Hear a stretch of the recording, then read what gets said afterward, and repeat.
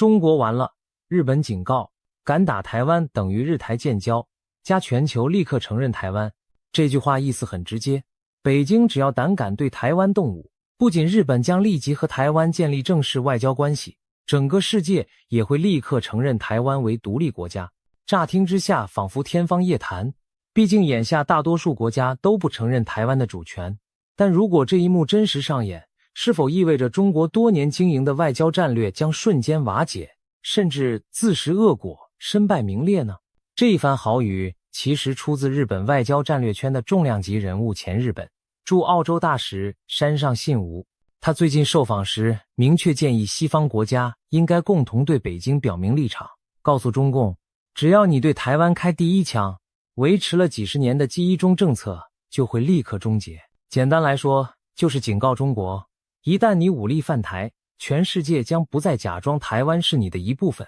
反而会纷纷在外交上正式承认台湾为主权国家。这等于宣告中共苦心经营的一个中国，局面将在开战那一刻土崩瓦解。难怪有人感叹中国完了。要了解这种警告的分量，我们得先从一中政策的来龙去脉谈起。1971年，中华人民共和国取代中华民国成为联合国中国席位的代表。随后几年，全球大多数国家陆续与台湾断交，转而承认北京政权为中国唯一合法政府。1972年，日本也与中华人民共和国建交，在日中共同声明中表示理解和尊重北京关于台湾是中国一部分的立场，从此终止了和台湾的官方外交关系。紧接着的1979年，美利坚合众国也与北京正式建交，撤出驻台大使馆，改以非官方方式与台湾往来。从此之后，两岸在国际上的消长此消彼长，台北的邦交国数量大幅缩减，北京的一中原则成为国际主流共识之一。此后50多年里，一中格局基本稳固。目前全世界将近200个国家中，只有13个较小国家还与中华民国、台湾保持正式邦交，而包括美日欧在内的大国都遵循某种形式的一中政策，也就是在形式上不承认台湾独立国家的地位，以维持与中国的关系。许多国家选择承认北京，疏远台北，说穿了是出于现实利益考量。谁都想和14亿人口的大市场做生意，不愿因台湾问题与中国交恶。特别是冷战结束后，西方国家一度幻想中国经济发展后会和平崛起，因此在台湾议题上保持低调，避免刺激北京。北京也顺水推舟，极力在外交上孤立台湾。台湾曾在20世纪中叶拥有超过60个邦交国，但在北京利诱与施压下，国际友邦数目一路下滑。即便如此，多数民主国家内心对台湾的民主价值并非不认同，只是过去碍于一中框架而晋升。不过时至今日，这样的情况正开始出现改变。进入21世纪第2个10年，随着中国国力大增，北京对台湾的态度越发强硬。2016年台湾政党轮替后，由于新任蔡英文总统拒绝接受9·2共识这一中共设定的两岸政治前提，中共立刻中断了两岸官方沟通渠道，转而加大对台军事和外交压力。2018年以来，北京密集挖走台湾多个邦交国，连曾与台湾维持数十年关系的友邦也先后改投北京怀抱。2019年年初，习近平发表对台谈话时公然宣称不放弃武力统一，震动国际社会。2020年后，中共更是频繁在台海进行实弹军演和灰色地带挑衅，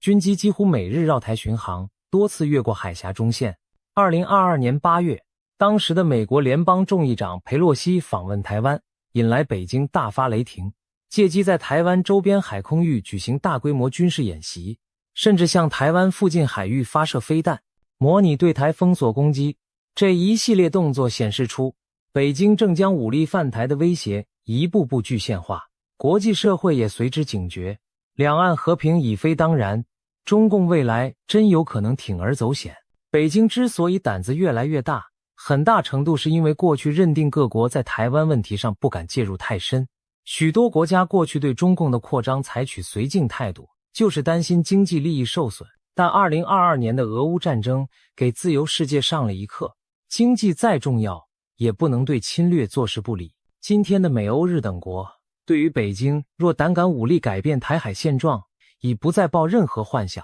而是在积极准备反制。现在让我们试着描绘如果战争爆发时可能出现的巨变。某年某月的一个黎明，大陆方面数百枚导弹突然划破天空，齐射台湾。台北的上空刹那间火光四起，东京首相官邸、华盛顿白宫、伦敦唐宁街等西方各国的权力中枢也同时警铃大作，全球主要媒体火速发出号外：中国攻击台湾，台海战争爆发。短暂的震惊过后，民主国家的领袖们立刻齐聚紧急会议，商讨联合回应措施。或许就在战事爆发的当天，日本首相便发表全国讲话，郑重宣布，鉴于台湾遭受侵略，东京政府即刻承认台湾为主权独立国，并将与台北当局建立大使级外交关系。同日，美国总统也走上电视荧幕，宣示美国正式承认台湾，并请国会火速通过对台紧急军援法案。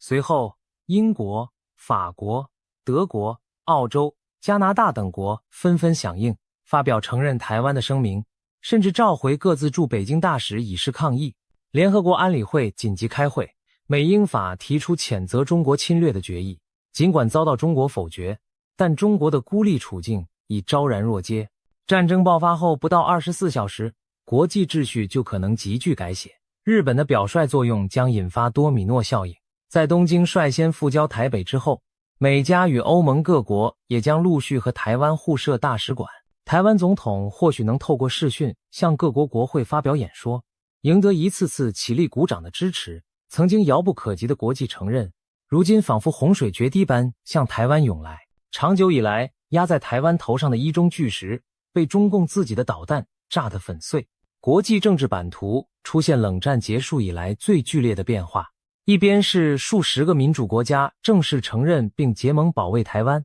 另一边是中国和极少数盟友陷入被全面制裁与孤立的困境。有人或许质疑，光是外交承认有什么用？难道发几纸声明就能吓退气势汹汹的解放军？其实，外交承认本身只是第一步，但它具有巨大的象征和现实意义。一旦主要国家承认台湾为独立国家，就等于台湾正式成为他们盟友体系中的一员，后续的军事支援和协防义务也就有了名分与正当性。反之，在没有承认之前，许多援助行动都碍手碍脚。试想，如果台湾仍被视为中国的一部分，其他国家出兵干预就会被北京指责为入侵中国领土。但当台湾被承认为主权国后，协防台湾就成了抵抗侵略、履行盟约的正义之举。正如俄罗斯入侵乌克兰后，美欧援助乌克兰毫无顾忌，因为乌克兰本就是被承认的国家。同理，当台湾获得国际承认，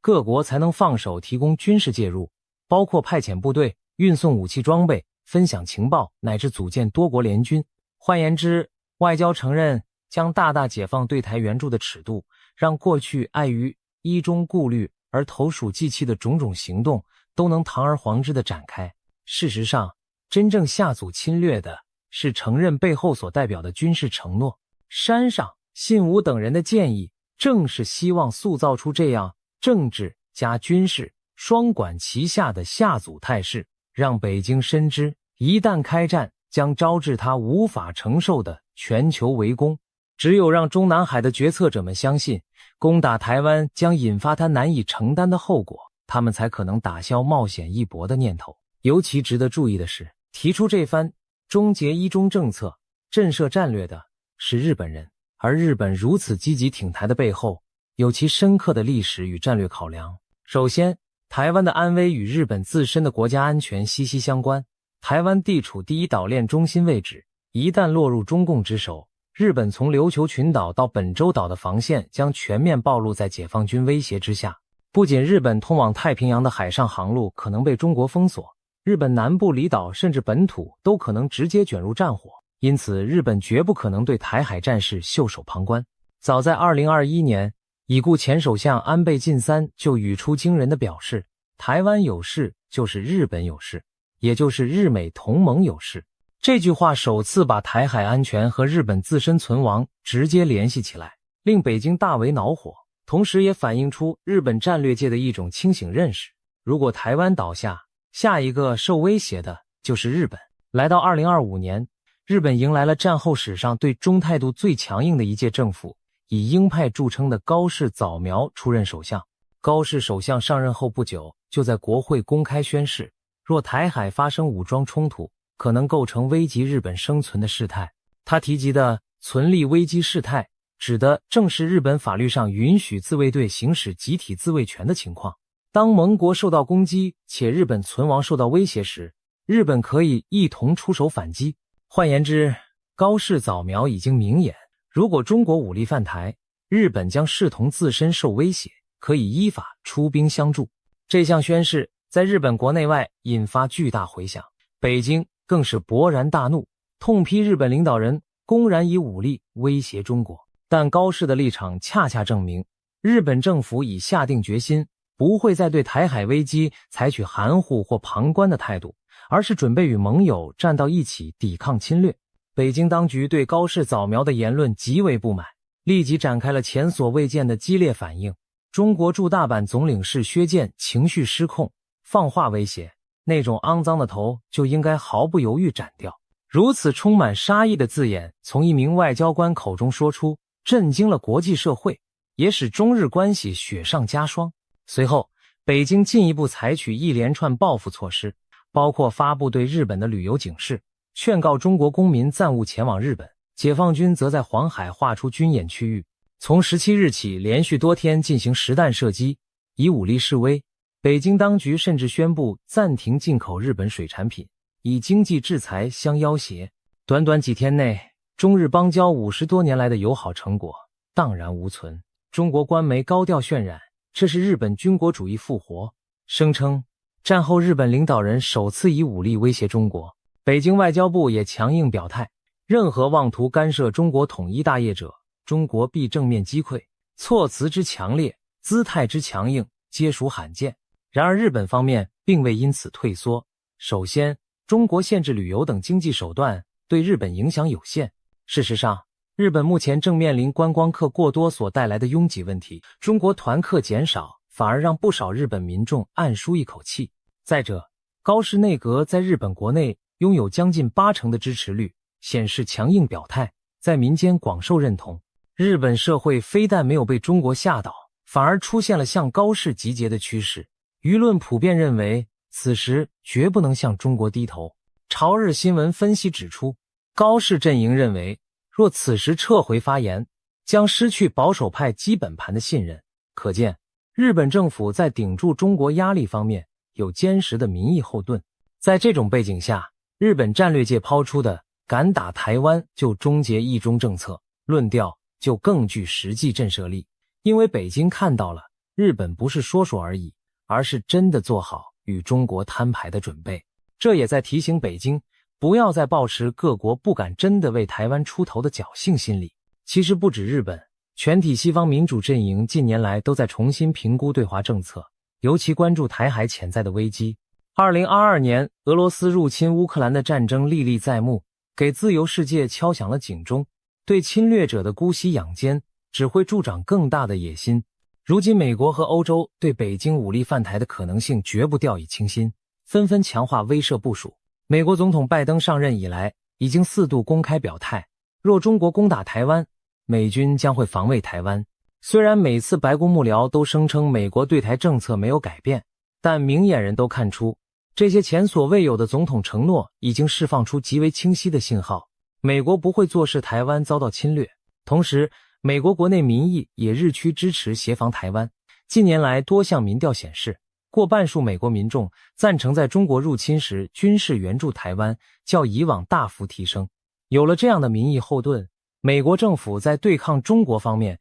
更加底气十足。除了政府直接表态，美国国会也在推动更强硬的挺台路线。早在2020年底，就有24位美国众议员联名提出决议案，直指美国该终结过时、适得其反且不诚实的一中政策，恢复与台湾的正式邦交。当时这项提案虽未能成为法律，但它代表的声音如今更加主流。近年来，美国两党对中态度趋于强硬，国会通过多项支持台湾的法案，包括邀请台湾以观察员身份参与国际组织，加强对台军售与军事训练等。可以预见，如果台海真的爆发战事，华盛顿将毫不犹豫地带头承认台湾独立，同时组建国际联盟对抗中国的侵略行为。欧洲方面，传统上对伊中较为保守的国家也开始转变态度。立陶宛等勇于对抗北京的小国不用说，连德国、法国这样的欧洲大国也逐渐加大了对中共的不满和防范。德国媒体最近就刊文赞扬日本同中国打交道的方式值得借鉴，强调德国应减少对中国市场的依赖，避免在危机时被牵制。德国之声等媒体也频频报道台海局势，呼吁欧洲挺身维护台湾民主。欧洲议会更在近年来多次派团访问台北，并邀请台湾高层以贵宾身份发表演说。尽管欧洲各国政府迄今仍遵守与北京的建交承诺，未正式挑战一中框架，但可以想见，一旦战争爆发，欧洲舆论和政治意愿将急转直上，站到谴责中国、承认台湾的立场上。毕竟在道义上，台湾和乌克兰一样是遭受强邻欺凌的民主政体，欧洲没有袖手旁观的理由。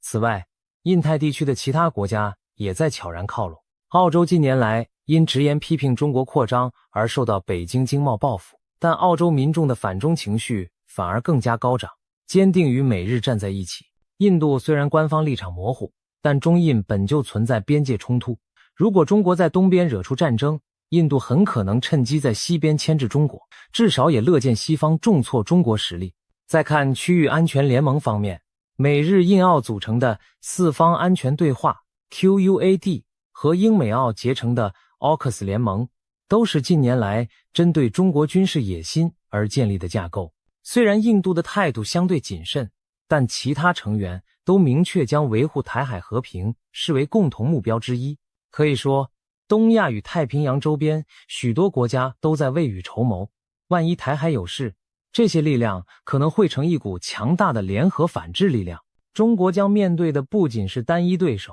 而是整个印太地区乃至跨大西洋阵营的集体震怒与反击。因此，一旦中国贸然对台动武，整个自由世界可能在极短时间内形成对华外交与军事双重围堵的新格局。各国领袖将发表措辞严厉的声明，谴责中国背信弃义、挑起战争，同时宣布承认台湾为自由民主阵营的新成员。全球金融市场势必剧烈震荡，各国政府可能迅速采取行动，冻结中国的海外资产，将中国银行排除在国际结算体系之外，并展开贸易制裁与科技禁运，以惩罚中国的侵略行为。更不用说军事上的直接回应，美国第7舰队和第7航空队势必在最短时间内赶赴台海周边，对解放军的作战行动进行干预。驻日美军和日本自卫队也将全面进入作战状态，可能对进犯台湾的中共海空军实施拦截和打击。